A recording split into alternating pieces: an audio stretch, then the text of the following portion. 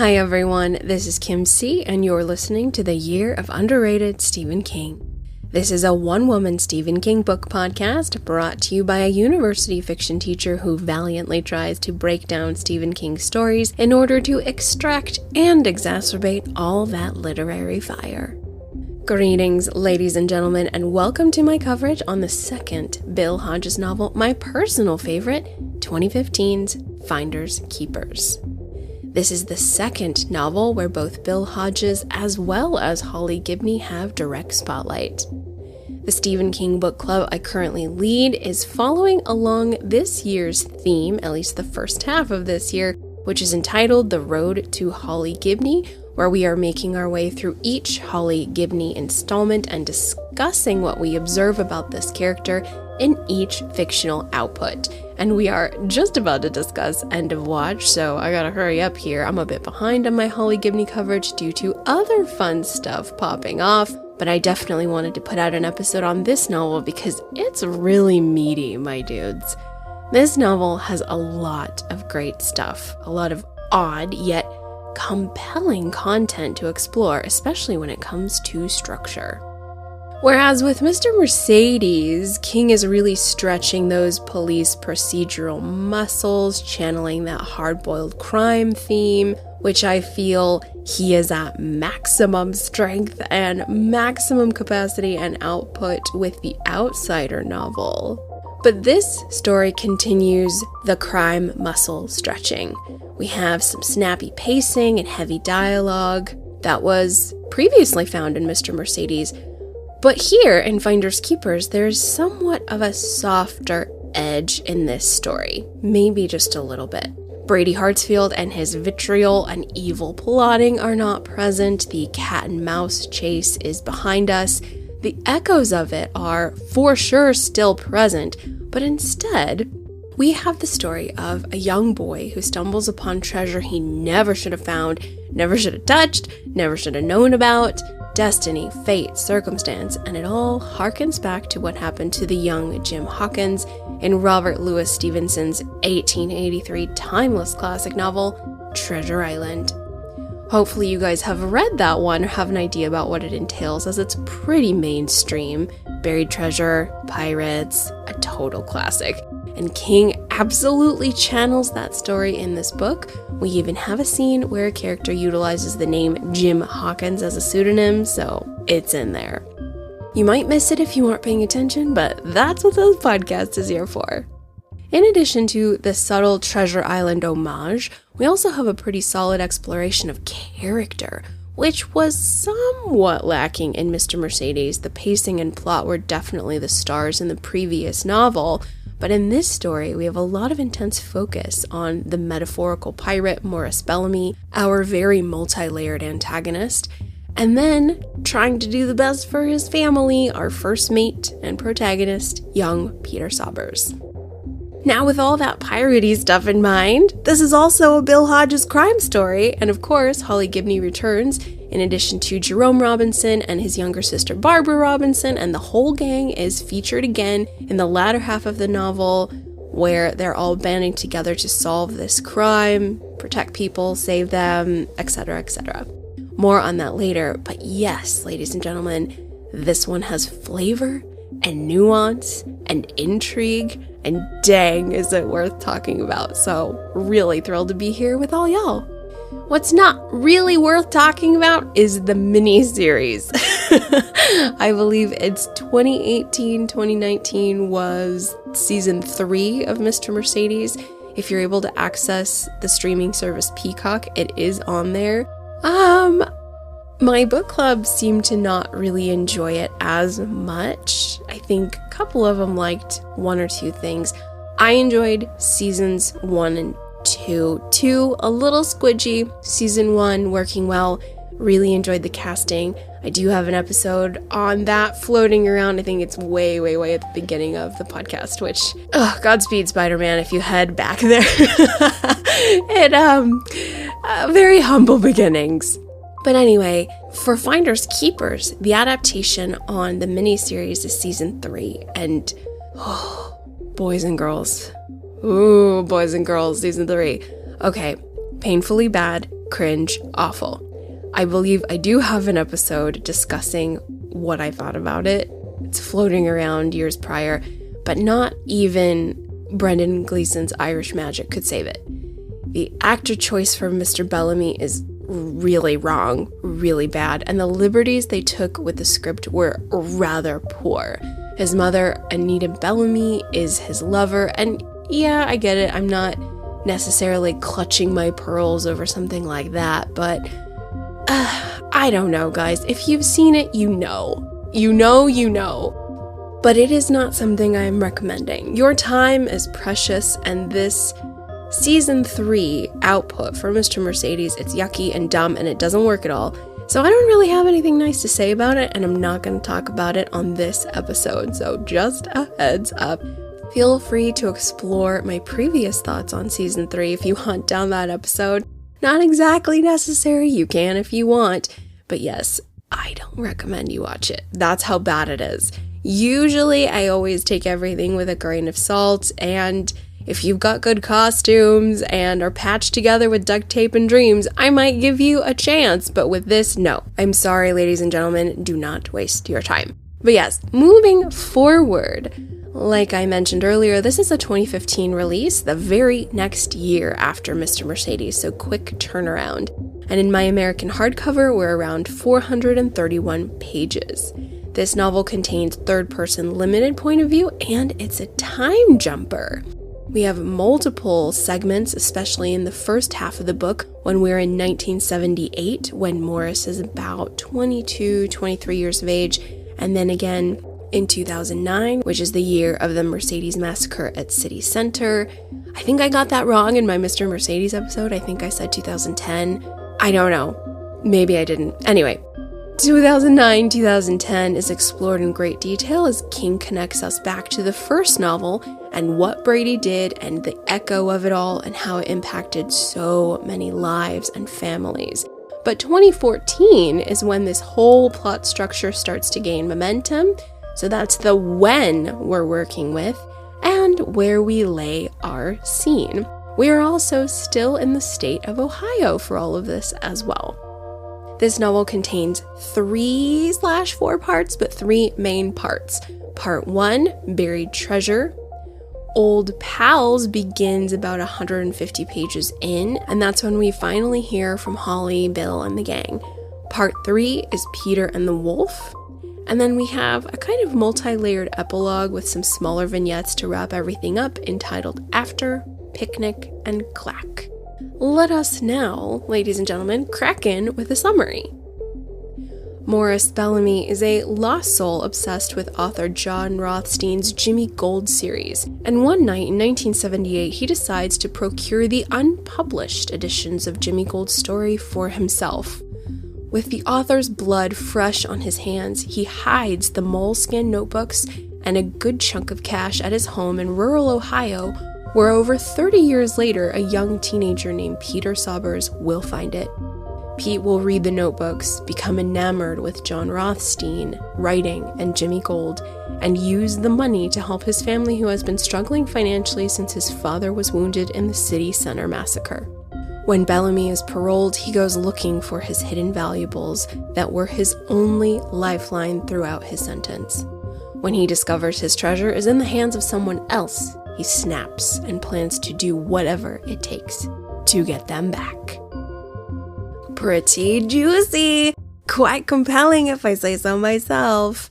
Alright, my dears, I'm really eager to talk about characters because, like last time, we've got a robust roster and we also have some very strong, sparkly gems in this story. So we're going to start in the character section, then transition to strengths and what's working well in the story, followed by criticism and questions. Our usual tried and true. Once more, there might be minor plot spoilers in this investigation, so just a heads up. It's highly recommended that you have previously read Finders Keepers before proceeding. Okay, everybody, we've got the trunk with the buried notebooks that nobody was ever supposed to find. We've got the cash. So why don't we just slide a moleskin off the top and open her up? let's start the show.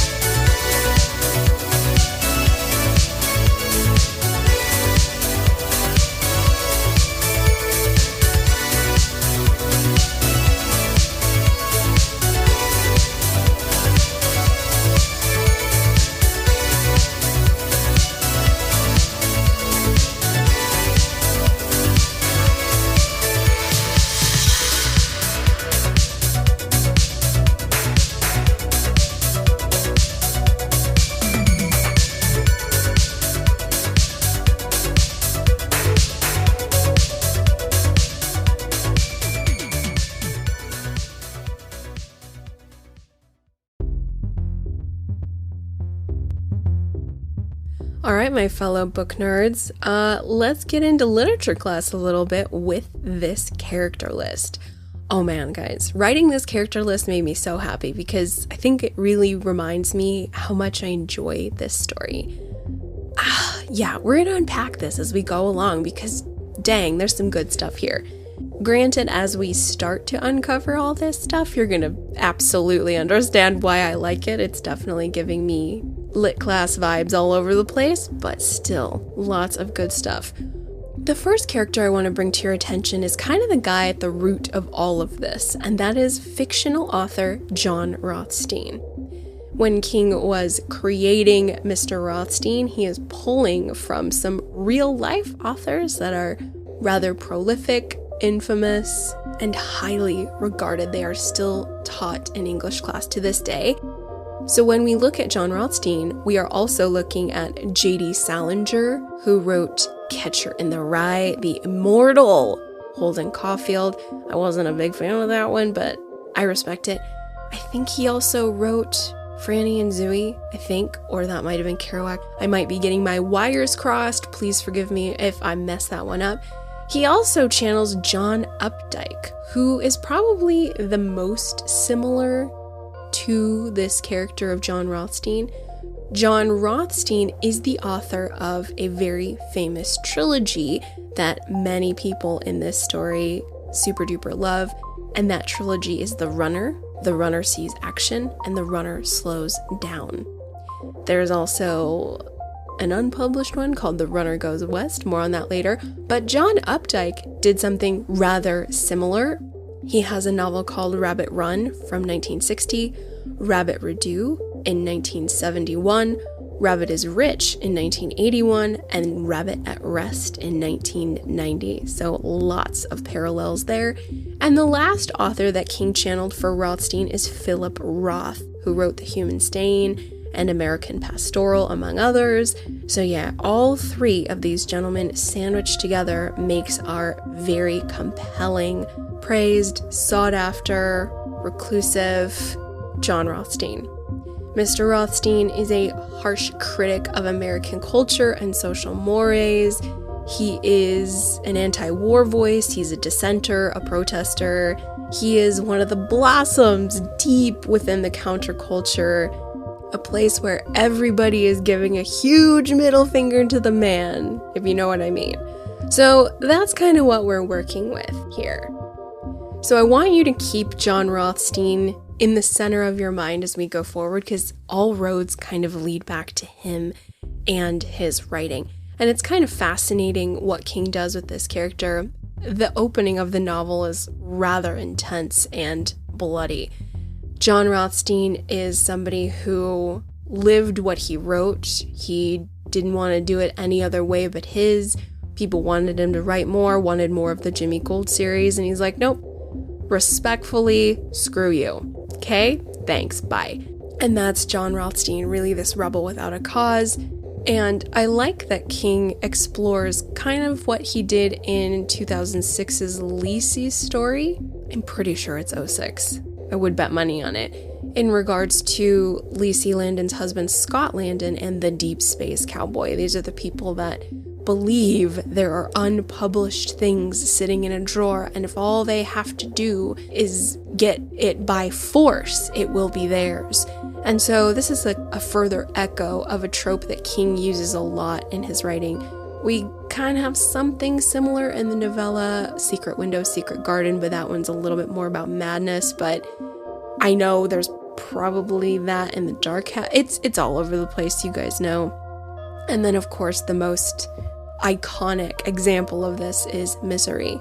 This is a fan who goes way too far with their love and devotion, is not in reality, and snaps and causes a lot of harm. So not good stuff. John Rothstein is another example of this. Really like this guy, very interesting. I'm surprised Jack Kerouac isn't in the sandwich of all these authors. Granted, I don't know. I'm not a huge fan of On the Road. Many gentlemen throughout my years of teaching love, praise, and adore that book. And I think, at least what I'm hypothesizing, is John Rothstein, John Updike, Philip Roth, as well as J.D. Salinger, including Jack Kerouac, they all speak to a man's heart. It is very genderized. This is a male's voice speaking with what impacts and afflicts a male and telling them, no, you don't have to marry her. No, you don't have to do this dead-end job. No, you don't have to stay in this dead-end town. You can get in a car and drive away and be free and explore the world and do whatever you want. Get drunk, screw whoever you want, smoke 10,000 cigarettes, find money, don't find money, do whatever you want, be free. And I think that is sort of what our next character, Morris Bellamy, clings on to way too strongly. Mr. Morris Bellamy, he is a rather talented young man, but definitely the definition of a lost soul. He has a very fractured, negative relationship with his mother, Anita Bellamy, who is a very smart woman. There's a quote in there where King says, a near Miss Pulitzer.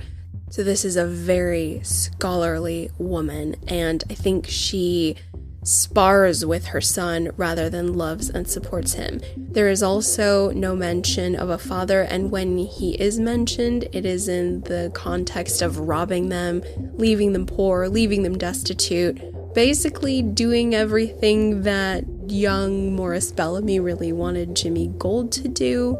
More on that later. But yeah, Mr. Morris is in and out of juvie. He is wild. He cannot be contained. He hates his mom, and she doesn't really care for him either. There's a scene I want to read for you guys here in a little bit I love it. But anyway, not good home life. He is in and out of juvie, and it's rough, but it works, of course. Killing your darlings and whatnot. Morris Bellamy, as early as his juvenile hall days, is raped and experiencing sexual violence and sexual assault. I know why King is doing that, because in 1978, Morris is on this path of he has to find out what happened to Jimmy Gold, or rather, needs to have a tete-a-tete with Mr. Rothstein, personally. Needs it. Can't even breathe or see straight. He commits murder. Several murders, but is arrested for rape after a rather drunken evening. He rapes a lady named Cora Ann Hooper, who is traumatized for the rest of her life, bless her heart, and she prevents him from getting paroled for 35 years. It's a great thing. So yeah, during those 35 years that Morris is incarcerated, he, of course, endures a lot of sexual violence at the beginning, very much like our Andy Dufresne with the sisters in Rita Hayworth and the Shawshank Redemption, until finally, they get some protection or some sort of skill sets them free. And for Morris, it's writing. He is smart, he loves to read, and he can write. And so he writes letters for the girlfriends and wives of the other inmates. He has a skill. He is sought after, he becomes important, he becomes essential. This is really good for Morris. So he survives and endures under the consistent motto throughout this novel, which is shit don't mean shit. And that is what Jimmy Gold consistently says over and over and over again as a kind of mantra to deal with life, to deal with whatever it is he's going through. Shit don't mean shit. A little existential, perhaps a little Kafka-esque. Don't know. Albert Camus insert for my existentialist readers out there. But that's Morris. Very layered, complex. And what's fascinating, ladies and gentlemen, is that we don't hate him. At least I don't. He is not despicable like Brady, who was a rather effective, irredeemable villain in Mr. Mercedes, but Morris is sad. This is a talented youth who just fell off the tree and hit every branch on the way down, but he's so full of pride and anger that he does not want to admit weakness. He does not want to humble himself. He doesn't want to listen or go any other way but his own way. He's just fueled by hate and rage and anger. And it's such a waste of his life. So throughout at least 35 years, he is just dreaming of the day where he can go back to his treasure, the treasure he was never supposed to have, the unpublished notebooks that continues the Jimmy Gold saga, where Jimmy, in fact, makes some different choices and redeems himself from the last book that was The Runner Slows Down. The reason why Morris was so pissed is because Jimmy does the very thing that he fought against. He marries somebody. I think there's children involved. Of course there is. He gets a corporate job in advertising. Very, very madman.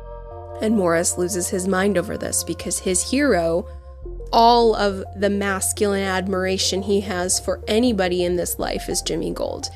All of the stuff that should have been maybe going to his own father or a positive male role model is in this fictional character who does not exist. And so the source of all of his hatred and all of his pain is author John Rothstein. But when he realizes that Jimmy has an alternate future, well, that just fuels him. Freakishly, for 35 years, ladies and gentlemen, he is holding on, and it feels very real and very frightening because the audience has, dramatic irony, we know what has already happened concerning our next character, the young Pete Saubers. Pete Saubers is one of 4 in the Saubers family. There is Tom, Linda, and Tina, and he is the oldest boy, lots of responsibility, and I understand what that's like being the oldest, and when times are tough for your parents, you definitely absorb and observe all the things that kids aren't really supposed to, but you do because that's just kind of your role as the oldest. Some older children just peace out, check out, bye, I'm out of here, and others, like myself and young Pete Saubers, take an immense amount of personal responsibility of what they can do to help and make things better. So when Pete finds the moleskin notebooks and the treasure that has approximately 15 to 20 grand in cash, I think it was a little bit more than that, maybe a little over 20 grand in cash, he absolutely thinks this is a miracle from God, and he is just going to help his family through everything. And so over the next several years, he starts sending his parents $500, pretending that it's an anonymous, non-profit charity that's trying to help the city center massacre victims. So that is Pete's motivation. And he does this for years upon years upon years. It is a heavy burden for a young man to carry, but he does it because he's just a lovely young man. He falls in love with John Rothstein's writing. He falls in love with Jimmy Gold. He knows the truth. There are 2 other novels, The Runner Goes West and another one that I fudged somewhere in my notes, but his whole life is changed and shaped by what he has read. He wants to go to college. He wants to study English. He wants to study journalism. Like, he has been completely transformed and reshaped, and I kind of love that. But of course, when the money runs out is when Peter and this story really start to cook. This young man, who was a teenager when we met him, kind of preteenish, is now sort of ready for that next adventure, and life gets very, very dangerous for him when he finds out that Mr. Morris Bellamy wants those notebooks and will really hurt / do whatever he has to get them back. So intense stuff. The thriller aspect really ramps up in the second half of the novel, but these character foundations are just tremendous, my guys. The other character I definitely want to mention a little bit is, of course, Andrew / Drew Halliday. He's kind of a cool addition to this story.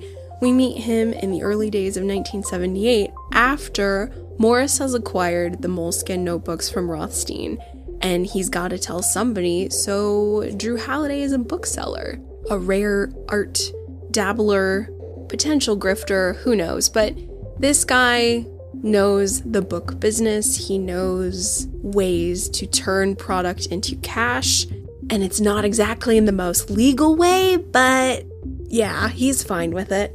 So Drew Halliday is someone we meet early in the story because he tells Morris, "Are you nuts, my guy? You committed murder? You committed theft? Like, there is no way I can move these notebooks for you and get cash. Like, we're gonna have to wait a long time before these can be resurrected and sold. Like, you're screwed, my dude. Like, I can't believe you did this, so get out of here, get Crocs, you don't know me, I don't know you, bye." So that's Drew Halliday in 1978, and then in 2014, Pete Saubers is chatting with Drew Halliday, who has aged, not exactly doing super well in terms of business, but he remembers the Rothstein notebooks and doesn't really know how this kid got them. So he's a really nice plot device with connections to the past and the future, and our two main characters, our pirate, Morris Bellamy, and young Jim Hawkins, aka Peter Saubers. I really like him as a character. I like his connections to both Morris and to Peter, who are kind of somewhat parallels at different ages. And with the two of them side by side, we remember Morris as a youth and realize how much brighter of a future Peter has, rather than Morris, who really wasn't set up to succeed. But yes, I also did mention the Saubers family a little bit. They are, for the most part, an all-American family, but the one who is definitely somebody I want to mention is, of course, Tom Saubers. He's really hurt in the City Center massacre. His leg is super duper messed up, which causes all kinds of issues, all kinds of medical bills, and so he really is in our spotlight, and it's very, very sad to see the head of the family struggling so much. But when the mysterious money starts to come in each month, everything starts to turn around, and so Peter does kind of feel like he's able to fix things and help stuff. But I really did like Tom. I liked his intensity, and I liked his conflict, and I like that when you're in so much pain in your body, what happens to Tom is he just kind of surrenders every role that he has. He's not a dad, he's not a husband, he's just this guy who can't walk and is in so much pain, and they are gonna lose their house, and so he just kind of closes in on himself a little bit, but starts to emerge and starts to get back when there is hope. Hope really helps this family out.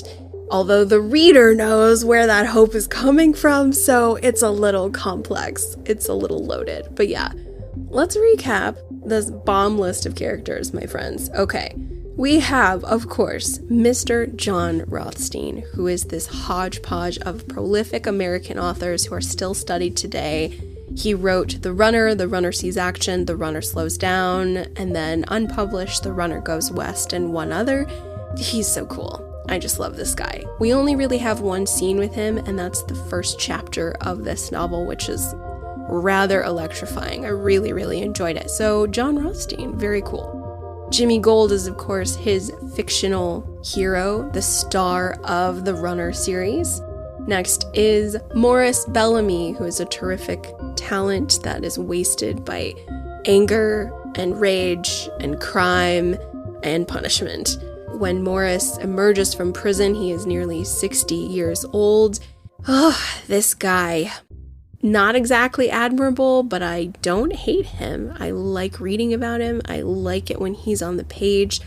Great complex character here. Imprisoned for 35 years, 1979 to 2014, for rape, which I believe he did that in a drunken rage because he hates his mother, Miss Anita Bellamy, who is a rather rigid, spiteful, angry scholar who uses her intelligence to spar with her son, and she's somewhat of a prickly pear that would like to keep the world out and is very upset by where her life has ended up, and she kind of takes that out, not necessarily in a physical way, but in a verbal way. So words are her weapon, Miss Anita Bellamy. Next, we have book dealer Drew Halliday, not Holiday, Drew Halliday, who is in the past as well as the future connected to the sale of the Rothstein notebooks. And then last, we've got the Saubers family, particularly Tom Saubers, who is the one who is harmed, his wife Linda, and little daughter Tina. All of them have a pretty pivotal role, of course, in the life of Peter, but also in the latter half, when the thriller edge of this story really ramps up, when Bellamy is on a rampage, needing those notebooks and needing to take out the boy who has them.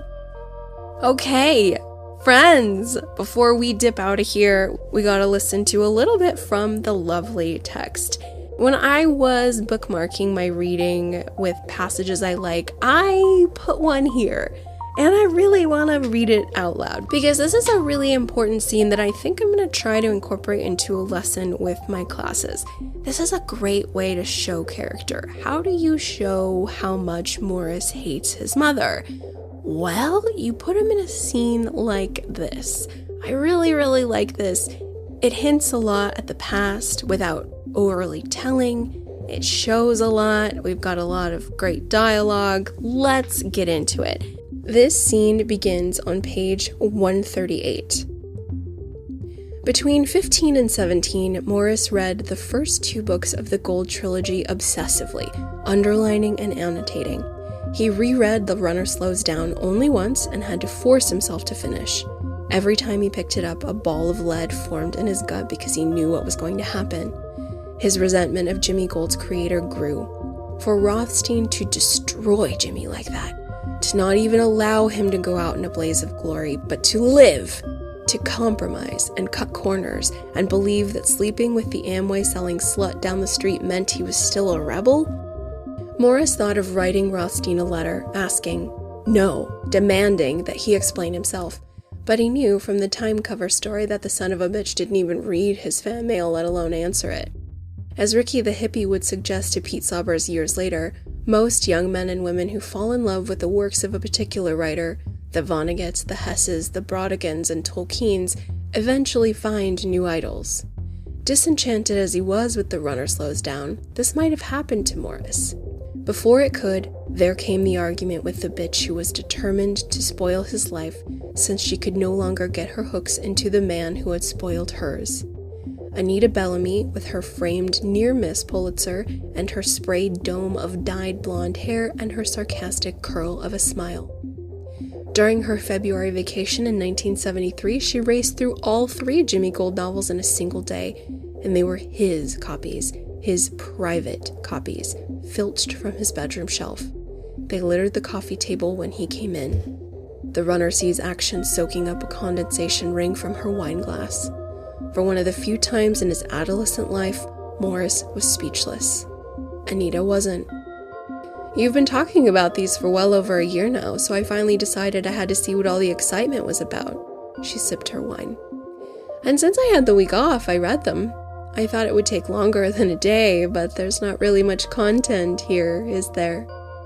You. He choked for a moment, then, you went in my room!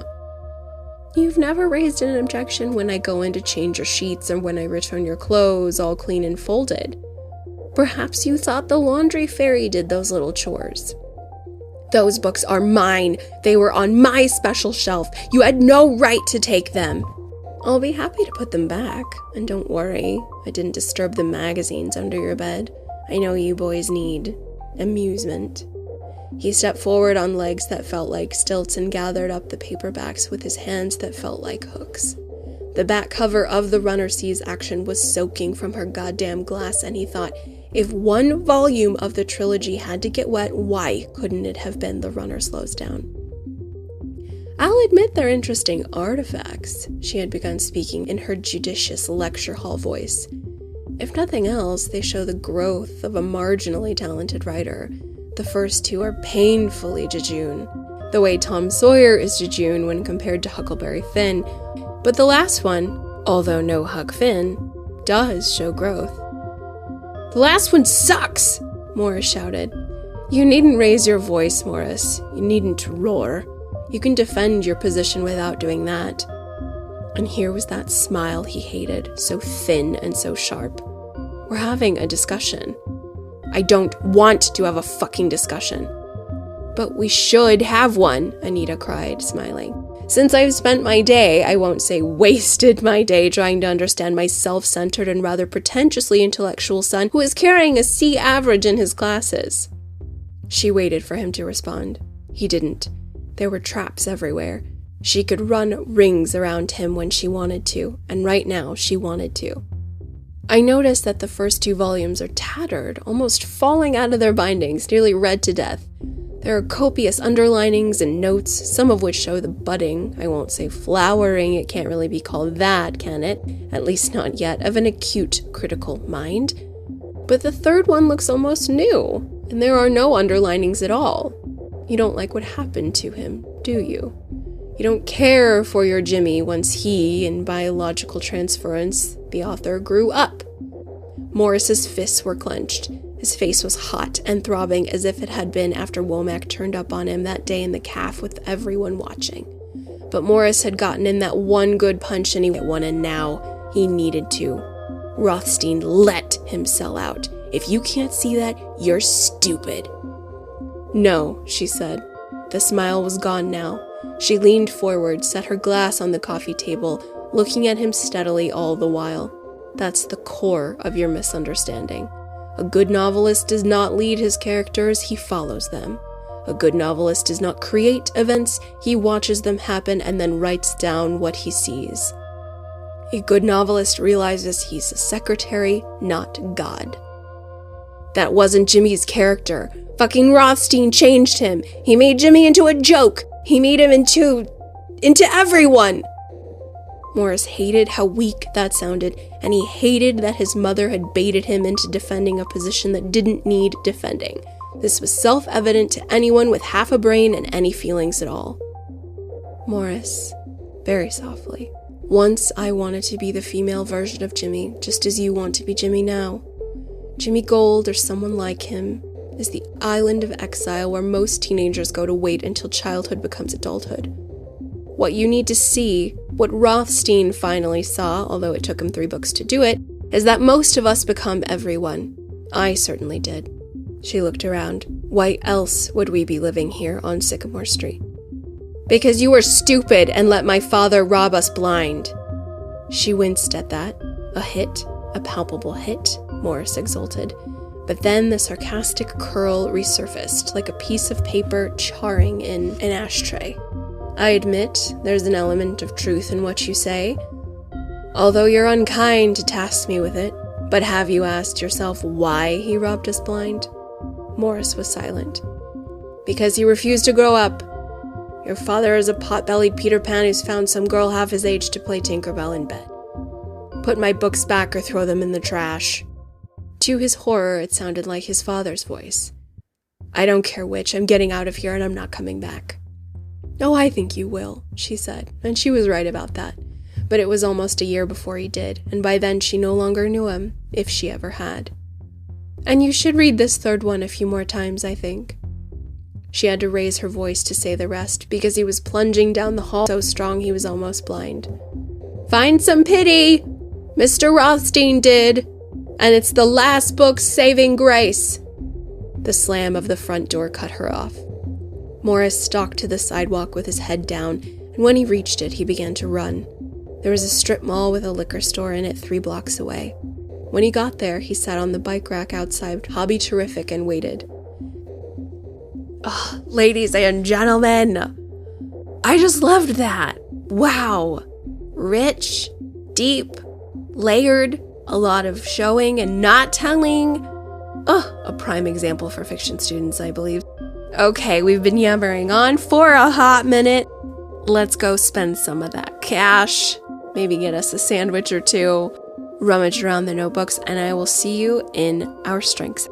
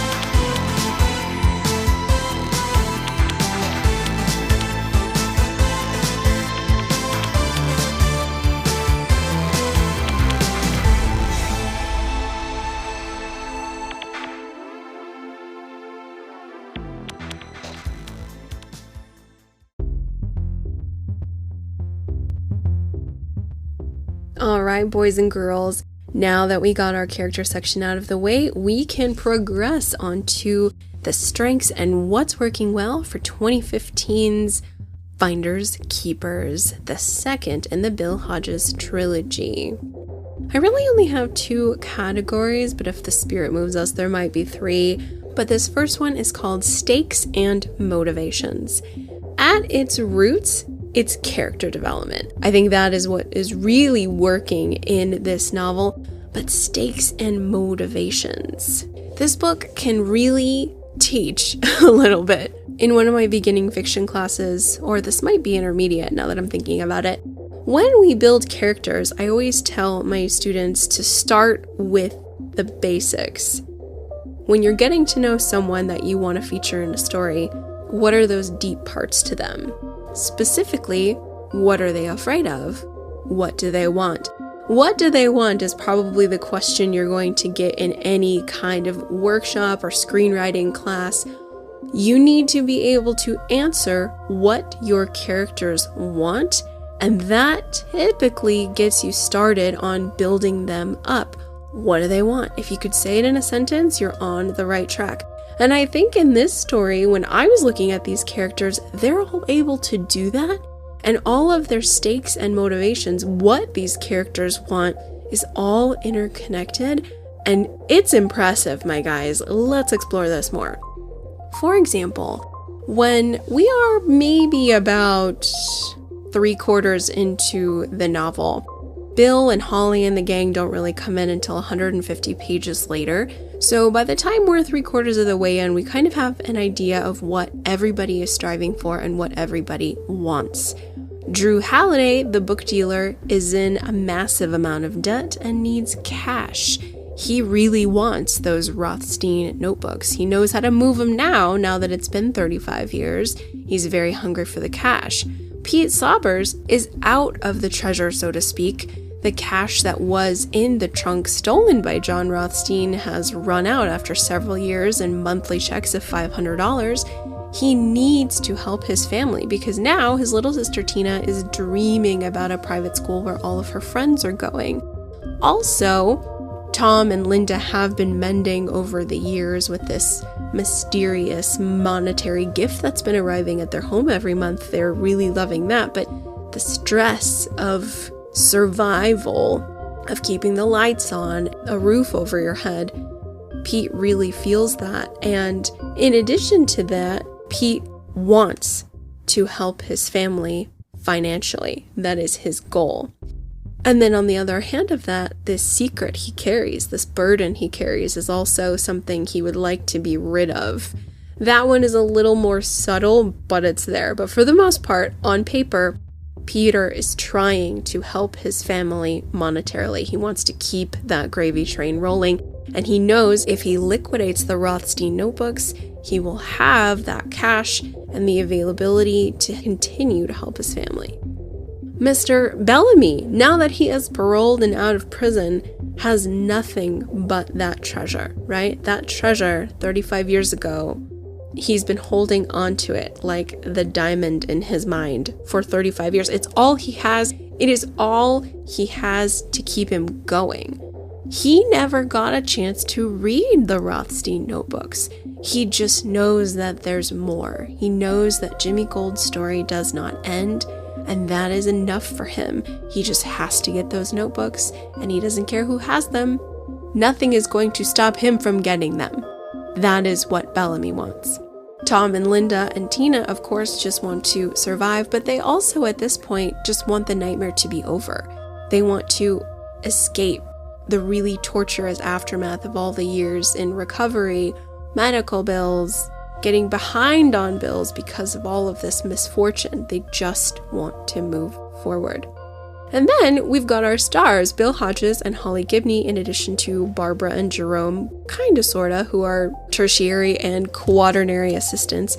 Finders Keepers is now a fully functioning, operating detective agency, and they are now billing clients. So they have motivation to solve this case. They have motivation to figure out what is going on, bring it to justice, so that way this business can be successful. So all of these motivations are present, and you can just tie these yarn threads together, and it really makes a compelling narrative with a lot of thrills. Each character has such high stakes. There is something they need so badly, my guys. It is desperation. The desperation that they all have is motivating them to act rashly, aggressively, insanely, courageously. But that is the direction they are headed because the stakes are high and the motivations are high. And that's just an awesome thing to see. I really like looking at the characters in Finders Keepers because I'm simply writing my own lesson plan looking at this. Like, wow. It's so clear what each of them want and what they need to do to get it. And that keeps the reader turning those pages. I was really, really impressed. It's simplistic, but highly effective, ladies and gentlemen.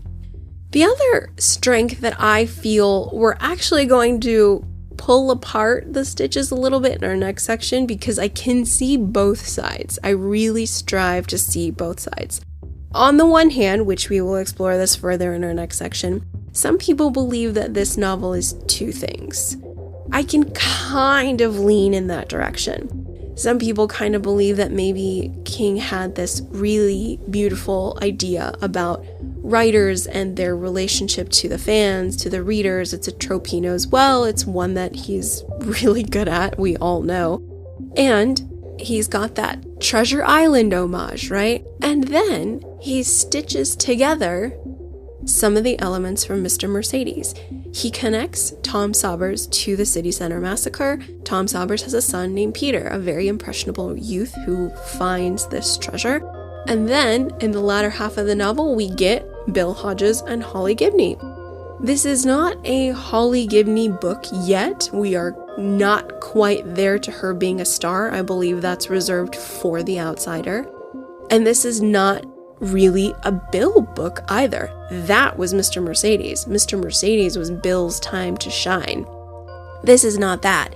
This is kind of a story where the Treasure Island homage is in hyperfocus, where we get to spend a lot of time with our Jim Hawkins, which is Peter Saubers, and then our pirate, Billy Bones or whoever was the main pirate in Treasure Island. It's eluding me. I don't think it's Bluebeard. It's none of that. It's like somebody.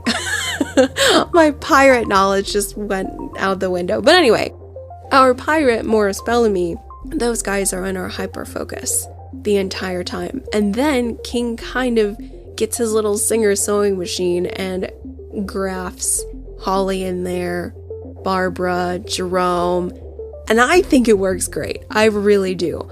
Granted, if you're coming in from Mr. Mercedes expecting to hear about Holly and Bill and from the first, it's not there. And that's what's kind of interesting. The structure of this novel is very much like a hodgepodge quilt. I like that. I think it works. I do understand the people who felt it's a little odd ducky. More on that in a little bit. But let's talk about why I like it, why it's great. For half of this book, we are completely invested in Morris Bellamy. We don't hate him. We kind of like him. There's a little bit of pity, a little bit of empathy. There's a lot going on there. I really, really enjoy him on the page. Everything that he's gone through. I never, ever, ever want to empathize with a rapist ever, but King just did a really great job of making him well-rounded and complex, and the same with Pete Saubers. The responsibility and intensely adult pressures this young person takes onto himself, very, very admirable, makes me really, really cheer for him. So that's the first half of this story, all winning, boxes ticked, and then of course we gotta remember Holly and Bill and the gang. So hey, let's establish these guys. They've got a full-on detective agency, and they are legitimized. So now we're kind of viewing these guys in a more advanced way. It's not like Mr. Mercedes where everybody's just getting to know each other, everybody's a little bit younger. It has been approximately 4 years since Mr. Mercedes, so a lot has happened in that time. Jerome's a college man, Barbara's in high school-ish, kind of, if not her freshman year. Everybody's just growing up and growing out, and then we get this small and not really a lot of focus on Bill and Holly. They are connected to Peter through Barbara. Little Barbara, her friend is Tina Saubers. She's talking about her brother Peter. Then they start to investigate. I feel like they really don't do too much. They interview Peter. He denies everything, of course, and then pretty soon it's the climax, and you're like, oh wow, like this was not really about Bill and Holly tracking him down and figuring out the clues, and it was very light on that and more on this really unhinged guy going full on Norman Daniels from Rose Madder trying to get what he wants. Rose Madder, of course, is the notebooks, and he is destroying everything in his wake trying to get it. He is that unhinged by this point in the novel, and it's pretty cool to see. And then we see Peter's development throughout. So the stitching is odd, but solid. I feel like if you tried to pull it apart, you wouldn't be able to do it easily. It is strung together pretty tightly, structurally. So odd, yes. Effective, yes. We still have the pacing, the thrill. We still have a little bit of that violent edge from the hard-boiled crime, because by the end there, guys, Morris has a firearm and he is using it, and that's all I'll say. So it's pretty intense there for a while. So King starts to plug back in. This first part of the story, we have this really reflective, melancholic back and forth on the character of Morris and the really terrible path he took to end up in such a rotten situation, but then he is connected to Peter from the Rothstein notebooks, from this story of Jimmy Gold, this hero to both male characters. Hero to Morris, who as a youth he worshipped him, and then now Peter, who as a youth also worships Jimmy Gold and John Rothstein. So these two gentlemen are inextricably linked. And the reader is so invested in that. They are polar opposites on opposite ends of the spectrum due to time and circumstance, but they are connected by a story. Very beautiful, very powerful. That is the tree trunk of this book is this beautiful Treasure Island homage with a lot of literary allusions, very, very strong stuff. And then at the end, when this thrill ride is just absolutely going, we've got Bill and Holly and the connections to Mr. Mercedes. Even though there are sprinklings of that throughout, it's much more prevalent and stronger in the latter half. So I kind of feel it's effective and fun and unique. This is kind of a unique structure. It was really fun to talk to my book club about, yeah, guys, the first 150 pages, like that's a decent amount, friends. That is, in this book, half of it. The first half of this novel is completely disconnected from Bill and Holly and whatever people thought they were signing up for with the second Bill Hodges book. Wow, it's very interesting to report that the first half of this, they are not there. And I kind of like that. And I think the only reason I do like it is because the writing is so strong. That passing of time, this Morris Bellamy character, even though, he made bad choices. This guy is really intense. He needs to mellow out. He needed a positive male role model. He really did. He needed a lot of things, let's be honest. But Peter is, wow, so admirable, guys. So the fact that the first half of this novel is between these two males and their link to a writer and this writer's stories, so strong. And then we've got our detective gang coming in at the very end. And so a part of me wonders, just wondering a little bit, because technically speaking, the only link to Mr. Mercedes is Peter's dad, Tom. Tom is really mangled and messed up at City Center, but I'm wondering, I don't know, guys, if that didn't happen, we have a completely different novel.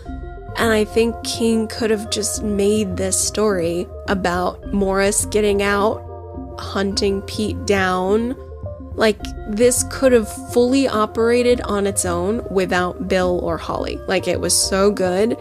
He could have just made a standout novel that would have been a thriller, but Bill and Holly did not need to be in it at all for it to work. And that's what's really cool. Is when you do look at the structure of this book and the stitches, how it's glued together, and then you peel that up a little bit, you're like, oh, this is actually fully functioning on its own. Yeah, those guys aren't even needed, like, at all. Because when King does plug them in, they don't do that much, I think. They do a lot more in our next installment, End of Watch. There's a lot more people involved, and we're with them from the get-go. So, yeah, this is so interesting, guys, especially when you look at all three of the books combined. This one is such an outlier. I love it, and I celebrate it because it is such an outlier. I do believe it is reading like two different novels, but the stitching, where it is tied together, works. It does. At this point in time, while we're hot on this trail, let's jump over to our criticism and question section, because we're going to look at the other side of the coin really quick, as well as discuss some final thoughts on 2015's Finders Keepers. I'll see you there.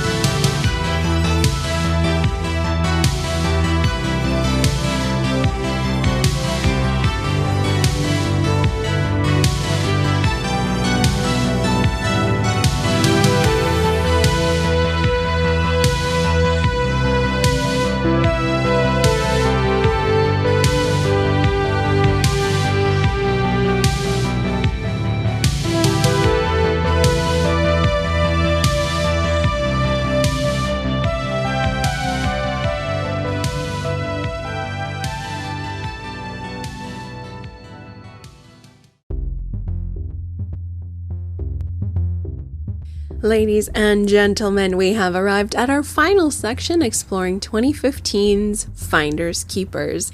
This is the criticism, questions. We might have a little bit of wishing well thrown in there where I commentate on what I would have liked to have happened. I throw a little wish out there. If I had the opportunity to edit, add, or omit anything from the text, here's what I would do. We do have a little bit of that in here, as well as a couple questions, and then we'll boil it down with some final thoughts, wrapping up, at least right now, how I'm feeling about Finders Keepers after a second read. Of course, these King stories and these episodes are always open for commentary, so there's much to say on this novel down the road, but for right now, we'll wrap up how we feel. In our previous section, which was strengths, I focused on stakes and motivations. That is something I love so much about these characters. It is clear, it is concise, they are richly developed. I really enjoyed every single one of them. And I also really loved the unique but effective structure. I didn't mind where King went in with the stapler and with the needle and thread and patched this thing together. But that does lead us to criticism, because in my research of Finders Keepers, for the most part, this episode of the Bill Hodges trilogy seems to be looked upon with a lot of fondness. It does have some decent reviews, but the biggest complaint I read about is the structure. I think a lot of folks were slightly off-put by the fact that Holly and Bill show up very, very late in the game, and we have half the novel focused entirely elsewhere with very little threads connected to the first book. And so I guess in terms of criticism, you have to ask yourself, are you someone who comes to the restaurant and wants the chef to just cook for you and let it be awesome? Put your trust in the magic of the cuisine?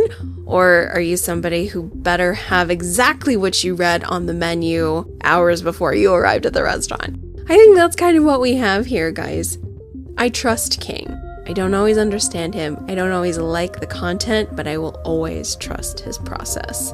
I can question it. I can definitely analyze it and pick it apart, but I respect it, and when I step back and look at the whole thing, when I look at the whole picture frame, I can throw my commentary on that and speculate as to why he made the decisions he did, but I overall respect the process. I think some readers had a little bit of their own agenda with this one, even though the dust cover does indicate that we have a very rich story before Holly and Bill step into the frame. I'm wondering if they weren't expecting how long that story would stretch on, because it's pretty lengthy. It's technically half the book. Half of this novel is Morris and Peter and the Saubers family, and then slowly, a slow trickle, it's not like page 150 they arrive. They do, kind of, but it's a slow trickle until the Scooby Gang is back together solving the case. I believe some readers had their own agenda and really wanted Bill and Holly peppered throughout, and I think that could have helped a little bit if King would have placated the reader. I know that kind of has a negative connotation, but I think it's applicable in this instance. If he would have typed a tiny vignette paragraph of Bill eating a sandwich or Holly clacking away at a computer, maybe that might have satisfied some of the viewers who were eager to hear about these characters that they learned about in the previous Mr. Mercedes novel. But for the most part, I believe the majority of constant readers trust the process, trust King, and are just there to enjoy the story.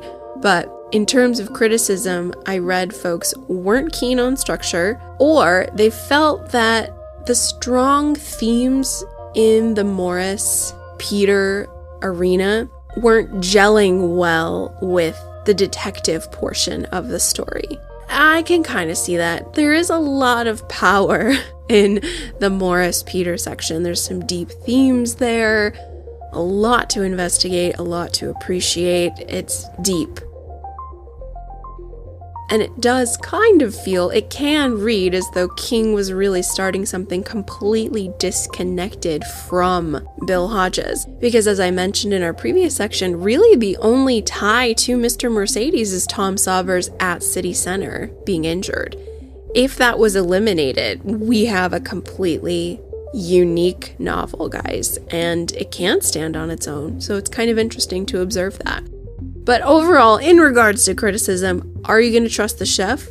Are you going to let him surprise you and bring out something wholly unique and delicious and unexpected? Or do you want a paint by number kit and you really want to make sure that you get what you signed up for? I think that's the perspective you have to have. This one's a little bit of a wild card. Yes, Holly and Bill and the gang will show up, but maybe not exactly when you want.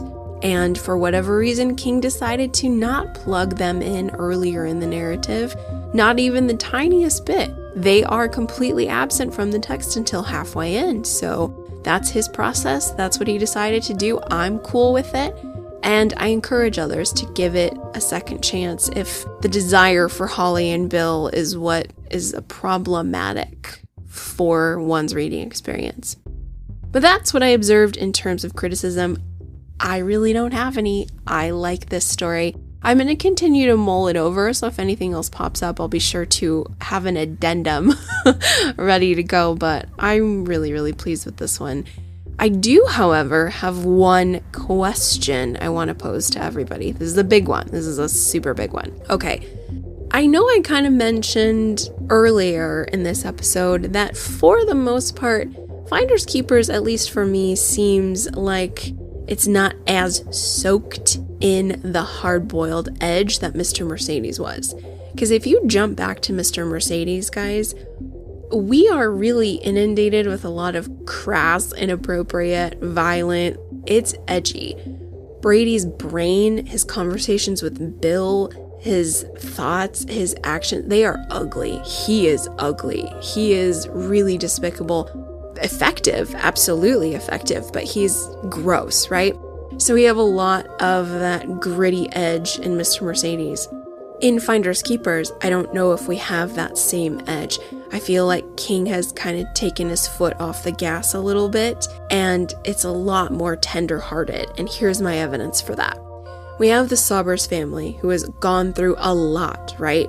Tom Saubers, with his injury at City Center, their entire lives of this family has been upended by this tragic circumstance. It's been hard on them for several years, and yet, toward the end of the novel, when Morris Bellamy has absolutely snapped, he has lost it, he kidnaps Tina Saubers and shoots Linda Saubers in the head. In the head. And she survives. Can you believe she survives? I was really surprised by that. And at the time, I was kind of happy knowing in my reader's eye, oh, that makes sense. This poor family has gone through enough. Can you imagine if they lost their mother? That would have just been so beyond tragic. So I understand why King did that. And then, a couple days after I finished the novel, I think to myself, wait a minute.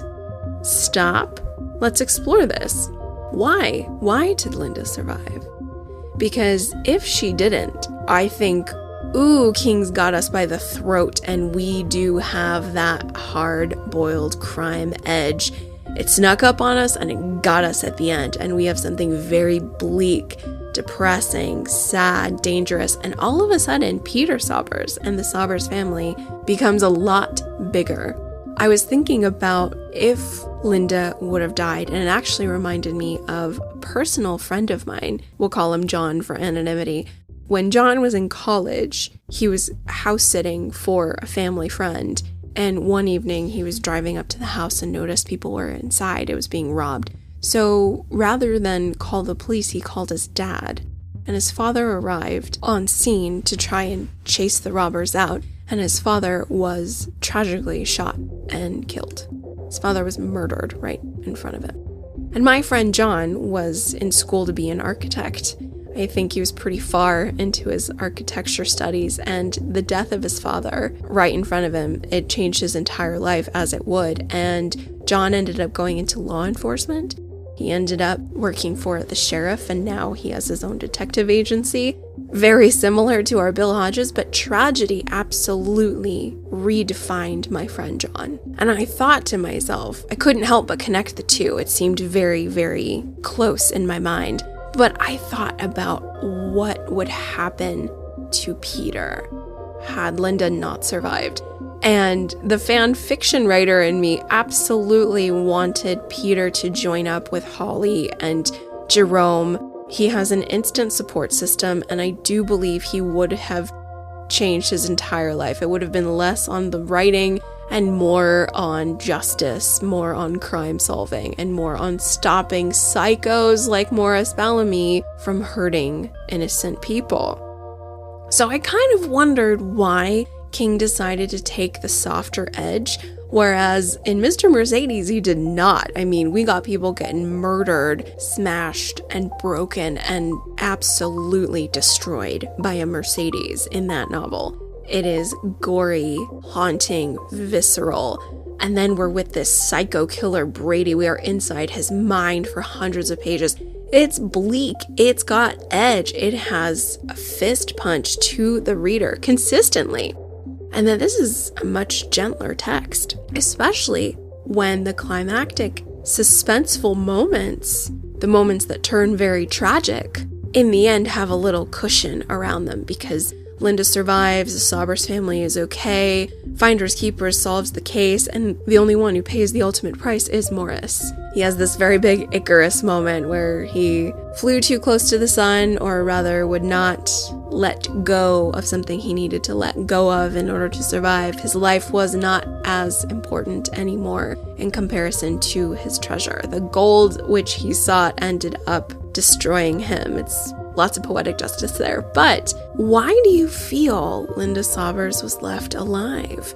Did King just want to not rip apart the Saubers family again? Just wanted to spare them? Because honestly, guys, I have a feeling if Linda would not have survived, I think this book would have maybe hit a little harder. I don't know, but when I imagine that, I kind of like it. I like it as is, and I'm relieved that Linda survives. I'm glad, of course.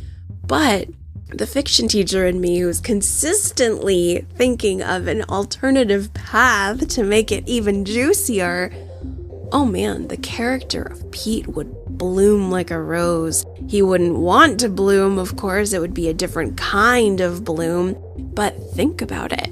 We have Morris Bellamy, who never had the love of his mother, and then paralleling him is Pete Saubers, who did have his mother's love, but now he lost her, and now there is blame and shame and regret, and those two are just kind of locked in this mother void, this mother wound that is such a strong and powerful symbol.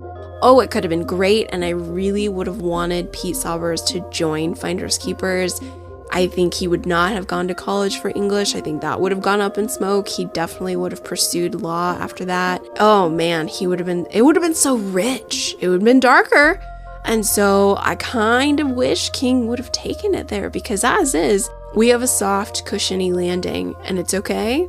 But I kind of wish he would have maybe thrown in some edge there. What do you guys think? So that's my question. Why do you think he chose to keep Linda alive? Obviously, he was probably done with Peter and was ready to focus more on Holly. I get that, but why does Finders Keepers not have as much edge as Mr. Mercedes, do you feel? Let's continue to mull this over. I do have one wishing well segment. I know it's been a while. This is the zone where there's an area of the text that gets me thinking, and I did kind of have some wishing well in our question section, but I would like more content on Morris and sexuality, because it is a very big deal, guys, that he goes to prison for rape. And we do have that scene I read earlier with his mother. We know he hates his mother, but I don't know if there's like an Oedipal complex there. We don't have enough textual evidence to support this. But okay, he clearly hates his mother, I get that, but typically men who hate their mother are very sexually active, as in They are addicted to sex because they are consistently looking for their mother, because they never received her love. Not always, of course, and it's definitely a rabbit hole we could go down, but I kind of wanted a little bit more content on Morris and sexuality. When he gets out of prison, he talks about the way girls look, but it's not in a sexual way. It's more of a clinical observation, like, oh wow, they dress very differently, and if I were to pursue sex, I would have to buy it. And that's all Morris says when he gets out. He's much, much older. We don't really hear about him pursuing women, liking women, but I would have liked to have known his sexual history a little bit more. Did he have a girlfriend? Did he like women? Or every woman/girl is his mother, Anita, who he seems to despise because Anita is the cause of him not having a father, him not receiving her love, attention, warmth, nurturing. So many reasons. We need the psych students in here to help me with this, but I think more content on the mother wound in terms of Morris's sexual identity would really help, because it seems like this rape really appears out of nowhere. He had too much to drink, he lost it, he kind of blacks out, and he's in a fugue state and rapes this woman and goes to prison for 35 years, which he richly deserves because he also murdered 3 people that nobody else knows about but him and the reader. And so, I don't know, I feel a greater knowledge of Morris as a sexual person would have helped me a lot, because he's in his early 20s. Had he had sex before? I probably need to go back and really cautiously observe that scene, because I don't have anything in my notes where that was a thing, where that was explored. Had Morris ever had a girlfriend? I mean, what was his sexual history like? Did he like sex? Did he not like sex? Is he asexual? Did he like violent sex? Yeah, again, King seems to have dulled the blade of the hard-boiled crime knife we've got in this one.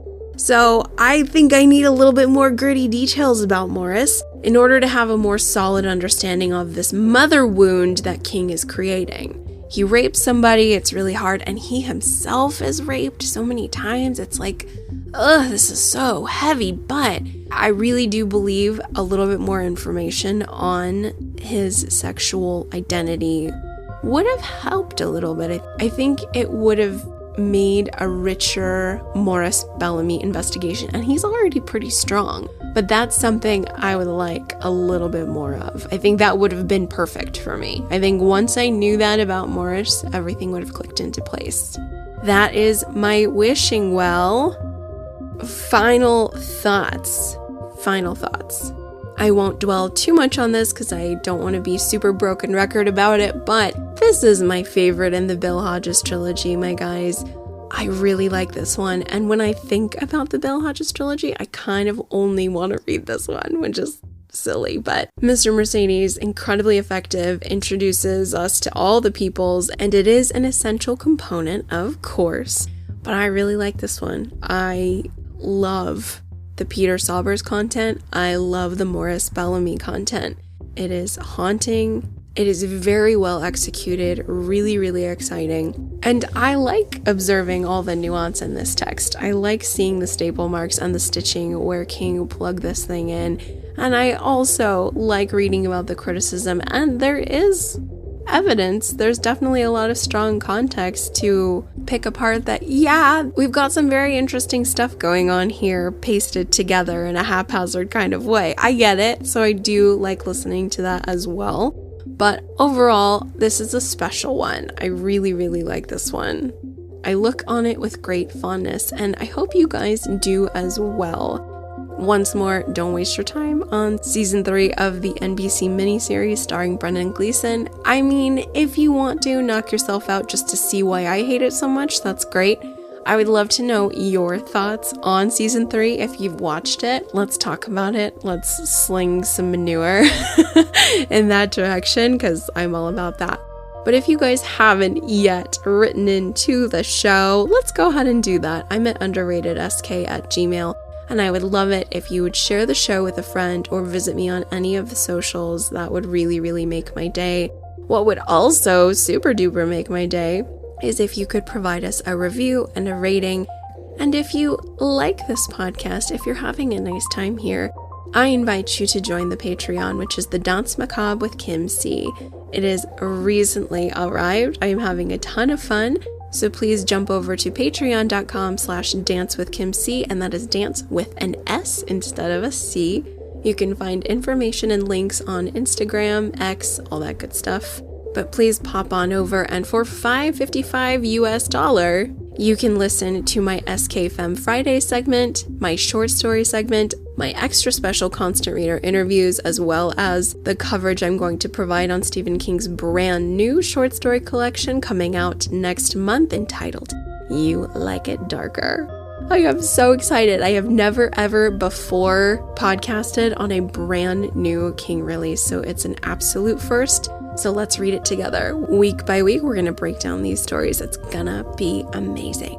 But for right now, thank you all so very much for listening to my coverage on Finders Keepers, and thank you for being here. It means the world, and I hope that wherever you are in the world, the weather's nice and that you're doing well. I will talk to you all very soon. Take care. Bye-bye.